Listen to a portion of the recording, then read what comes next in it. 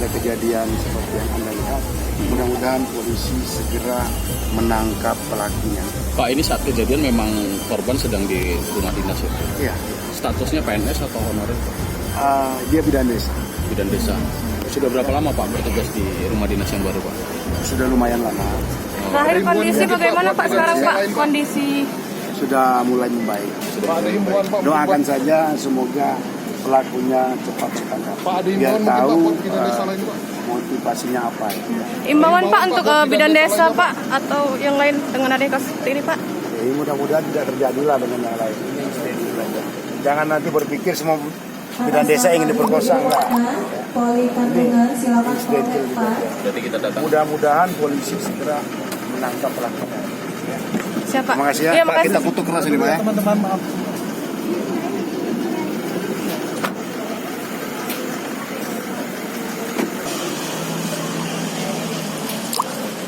Secara data jadi kita kan secara tidak langsung adanya penyanaan ya. Kali kedua nampaknya ada pemerkosaan, ketiga penodongan atau perampokan. Ya, kami tidak mengerti hukum ya, polisi lah yang bisa tahu pasal-pasal ayat-ayatnya. Dari pihak keluarga sendiri Pak, banyak dari keluarga korban yang datang? Banyak, Banyak. alhamdulillah sangat banyak. Para bidan-bidan banyak yang datang. Dari berhubung kan bekerja di desa. Otomatis kan Pak, setelah kejadian ini trauma itu bukan hanya dialami oleh si korban, tapi juga berdampak pada keluarga. Ya, Bagaimana sekarang ini dengan pihak keluarga? Rasanya lemas semua Bu. Pihak keluarga? Iyalah lemas. Rasa bagaimana kan? Aku sering menelpon kawan bahwasanya istilahnya itu jangankan yang dirasakan, yang kawan-kawan pun lah jauh. Artinya itu prihatin semua.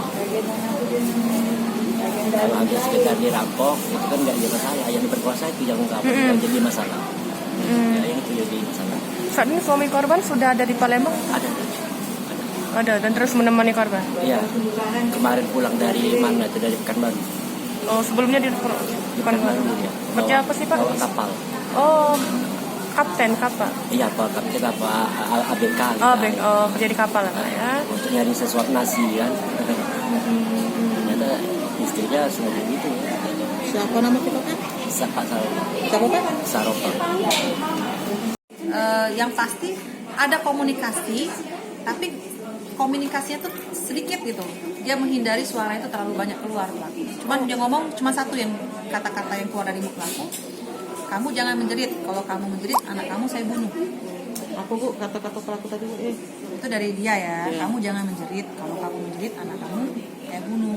Oh, jadi bahkan korban sendiri belum tahu apakah dia itu 5 orang Nggak pelaku tahu. atau belum tahu? Yang pasti logikanya dia berpikir dugaan dia sendiri mungkin lebih dari satu orang karena sempat seperti ada komunikasi. Kalau luka di fisiknya udah jelas ada luka-luka dari di mata ya. Luka di mata? Bekas apa itu dok? Yang di Kalau mata? dari pengakuan korban itu bekas pukulan. Jadi korban itu nggak jelas. Yang pasti pada saat itu dia ditutup katanya, matanya ditutup dengan kain, lehernya juga dalam posisi setengah dicekik gitu. Jadi dia menahan tangannya itu menahan kain itu supaya nggak mencekik lehernya. Nah, terus matanya ditutup dengan ancaman nggak boleh menjerit. Kalau menjerit anaknya yang lagi menangis ini dibunuh. Setelah itu dia dipukul kepala dan matanya. Kelihatan kan ada jejas di mata. Jadi pada saat terjadi pemerkosaan itu ada anak? Umur berapa anaknya dok? 10 bulan. Oke, bagaimana keadaan korban sendiri saat ini dok? Menangis terus kah atau bagaimana? Si trauma. Jadi kita dari Rumah Sakit Bayangkara selain melakukan pemeriksaan, pengobatan terhadap kondisi trauma di kepalanya ya, karena dia mengeluh pusing kan, nyeri pada daerah kepala dan leher. Saat ini dirawat oleh dokter saraf ya. Terus juga untuk melakukan konseling dengan psikiater nanti. Pendekatan. Jadi untuk menghilangkan trauma secara psikisnya. Terus bagaimana sekarang kondisi korban sekarang? Apa yang sering dilakukan korban? Apakah melamun atau bagaimana dok? Atau Lebih banyak kalau ketemu orang dia menangis. Makanya saya tadi udah menghimbau kepada pihak keluarga sama rekan-rekannya untuk tidak terlalu banyak masuk ke ruangannya ya.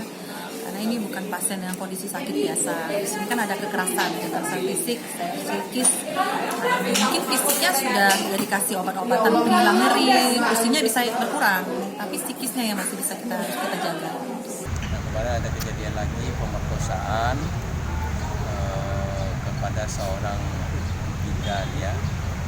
Nah, tadi saya perintahkan kepada Kapolres untuk betul-betul serius menanganinya itu, dan sudah saya sampaikan kepada Puslapor untuk dilakukan pengolahan TKP lagi secara scientific investigation ya, scientific crime investigation, seperti misalnya kan itu mungkin sudah dibersihkan ya kalau di pemerkosaan.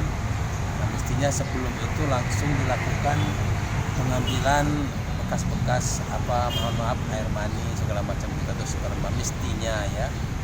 Nah, tetapi walaupun saya mungkin di ranjangnya di tempat kejadian itu masih ada, jadi sudah saya perintahkan untuk Puslapor untuk datang kembali olah TKP bersama Kapolresnya, dan saya tanggung jawab kami lah. Ini kasus yang menurut saya luar biasa kejam dalam artian ya extraordinary juga, artinya peristiwa itu sangat membuat kita prihatin ya. Karena itu ya kami akan sikat juga pelakunya. Nah, katanya pelakunya 5, walaupun menurut penjelasan ketika pelaku ini melakukan itu wajahnya si korban kan ditutup, sehingga mungkin dia tidak bisa mengidentifikasi pelakunya. Jadi tanggung jawab kami, dan kami akan serius menanganinya, akan kami kejar sampai kapanpun, tapi tentu dengan pengumpulan barang bukti membuat terang perkara bisa. Saya kira sejauh ini misalnya olah TKP belum maksimal ya. Nah, Polresnya saya tanyakan, Puslapor belum datang, semacam begitu. Nah, untuk visumnya juga belum, saya kira kalau baru kemarin mungkin belum ya, belum ada hasilnya. Informasinya di Bayangkara satu menurut saya. Jadi harus yang rumah sakit yang lebih spesifik, karena rumah sakit Bayangkara punya ahli kedokteran, mereka maksud saya ada kedokteran kepolisian yang memang lebih dalam, tidak hanya sekedar misalnya memeriksa apakah dia perawan atau tidak, tetapi lebih dalam misalnya mencari mungkin itu saya katakan cairan-cairan sperma, atau mungkin percikan-percikan atau darah atau apa, mungkin kalau dipaksa ada kuku dari pelaku, ataupun mungkin kalau misalnya dia melakukan pemaksaan ya. Kronologis kejadian singkat Jenderal. Bisa berasumsi begitu. Beri waktu kepada kami, tim dari Polda akan saya turunkan untuk membantu Polres ya. Oke, dari pihak penyidik akan mengundang baik dari psikologi kepolisian untuk membuat mungkin yang kena trauma dan lain sebagainya ya. Dengan sendirinya itu dari Polres akan mengundang dari kedokteran kepolisian.